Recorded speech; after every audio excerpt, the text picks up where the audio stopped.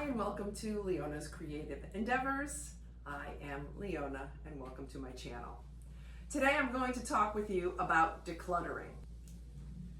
It's not an easy topic to talk about because I have always loved a bargain.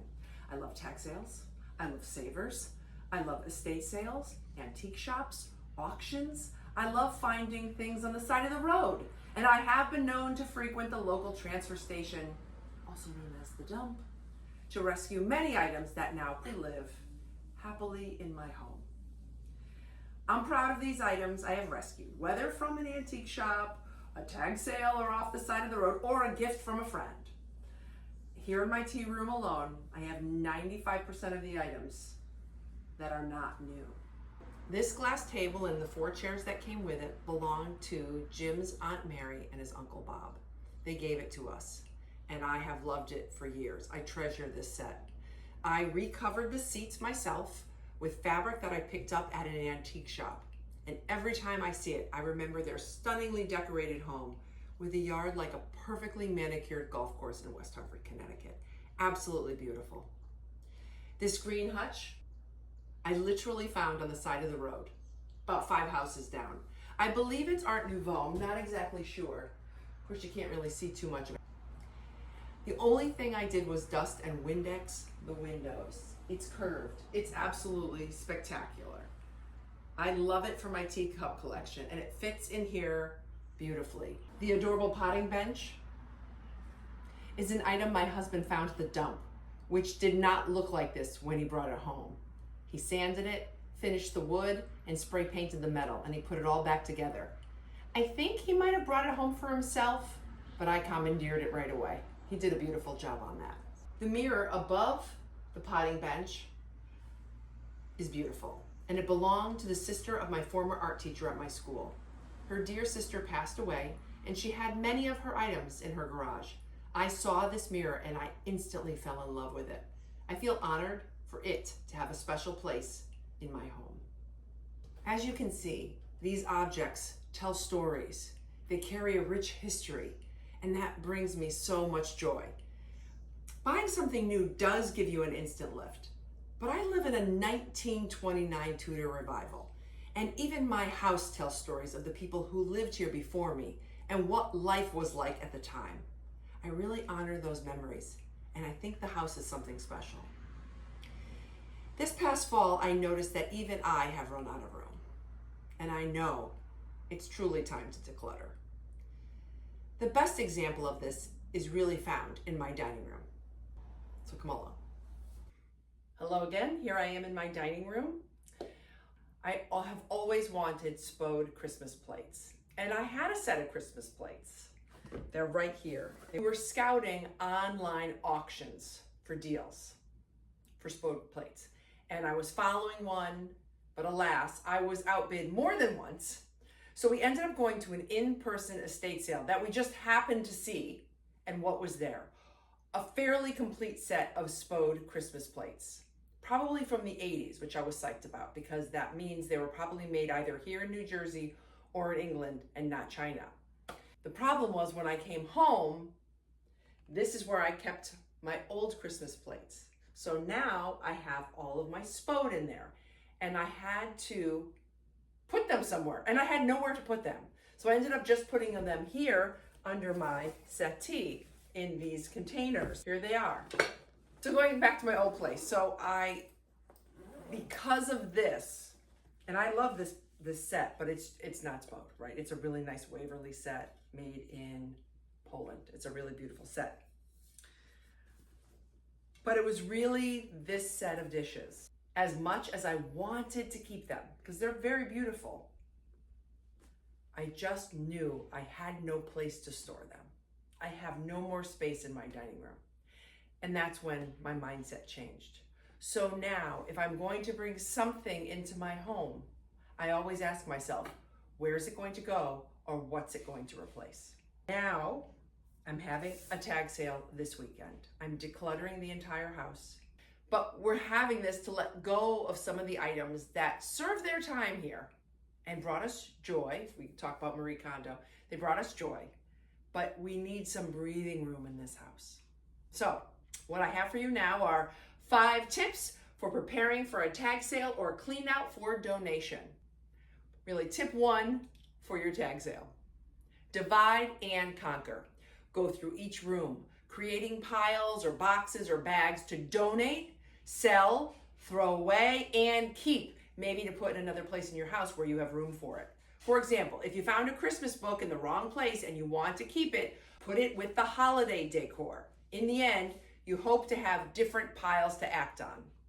With things to donate, get those to the local Goodwill or Savers as soon as possible. You do not want it sitting in your house. Pack your car, drop it off, and grab your coupon.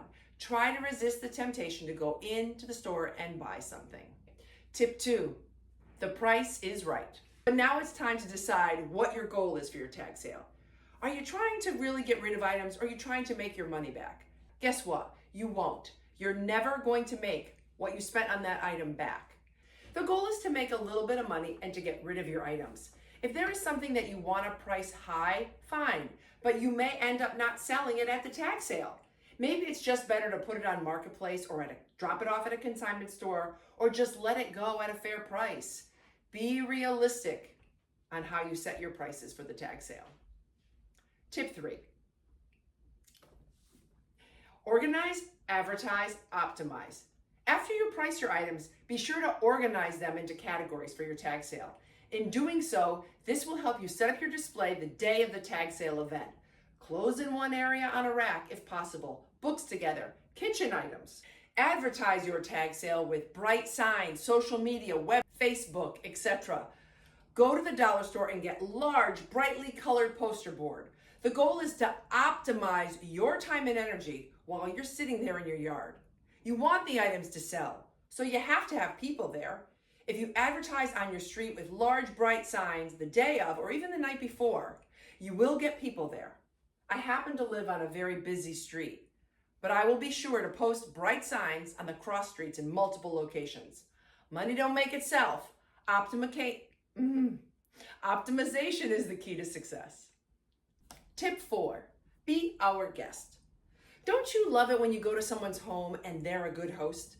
When you feel welcomed at someone's home or even in a store? Treat your tag sale the same way. Be welcoming and ready for early birds and for guests to arrive at your home.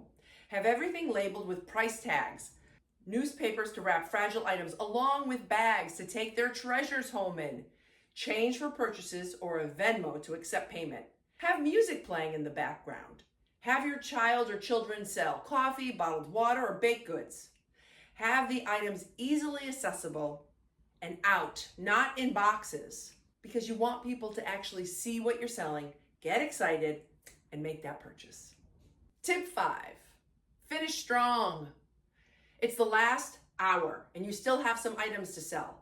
Time to slash those prices so you won't have to haul them to Savers or Goodwill. After the tag sale, clean up your yard, pack up your items, take down the signs, don't be that jerky neighbor. Hate that. Take the items to donate them or put them on the side of the road for pickers. But be proud of yourself, regardless of how much money you made. You cleaned up your house. You decluttered. At the end of the day, you are doing something more important for your mental health, not only for yourself, but for your entire family. The tables are all set and I am ready to go. However, I don't know. The weather forecast is that it's going to start raining any minute and it's going to rain until noon. Although last night the weatherman said that it really would just pass us over. So I don't know whether to go forward or just wait until noon and then set my items up. Needless to say, I'm not very happy about it, but I will try again at noon. Hopefully the rain will pass. Okay, I'm pushing forward. The rain's supposed to stop like in the next 4 minutes. And there's a teeny tiny sprinkle. I'm moving forward. This is it. It's almost noon. The rain is supposed to stop. I want to have a tag sale. I got to get this stuff out of my house because my nephew's coming next week and we want to have a big party and welcome him. And he sleeps in that upper bedroom, in our attic bedroom. And I need it ready for him. Let's go.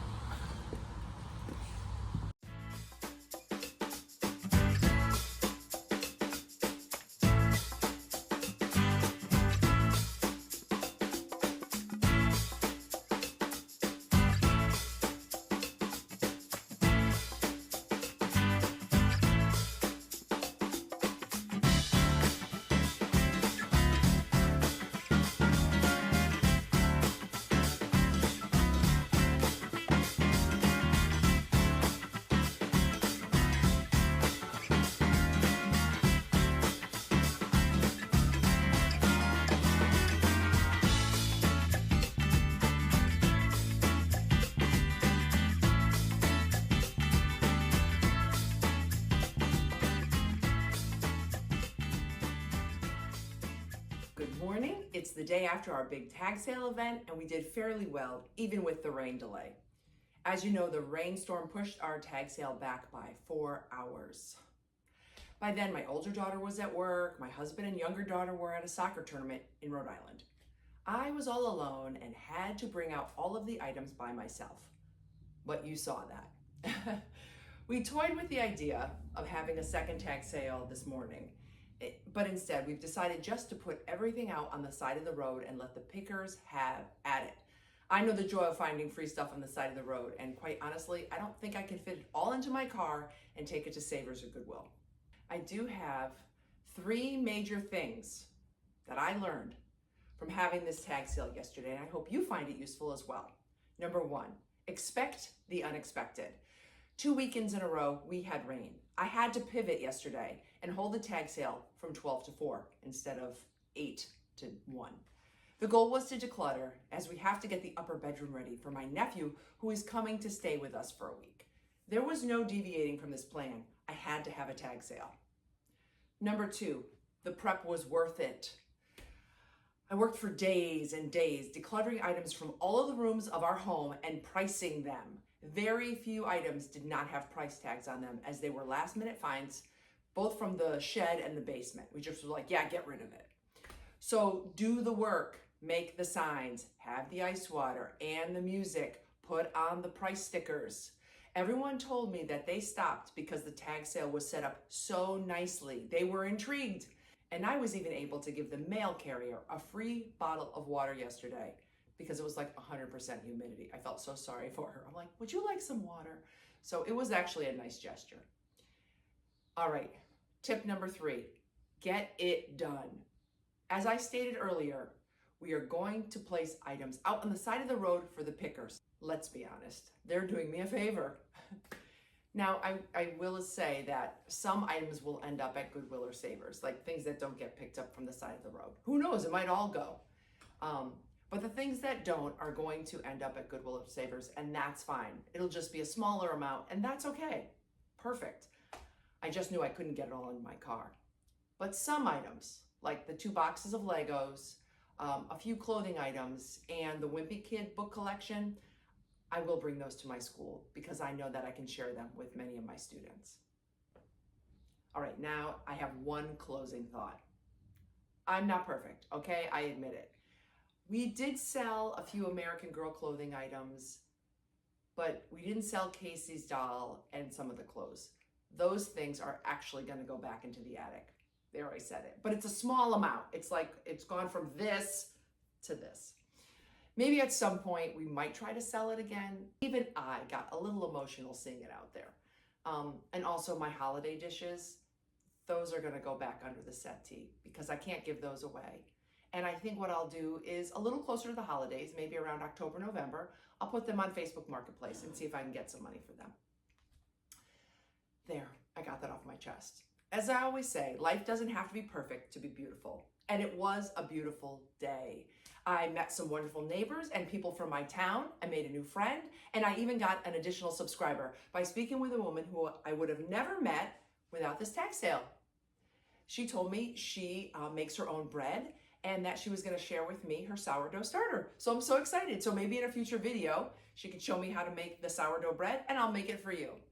Anyway, enjoy the rest of this video with people picking items off the side of the road. And don't forget to like and subscribe. Thanks for watching.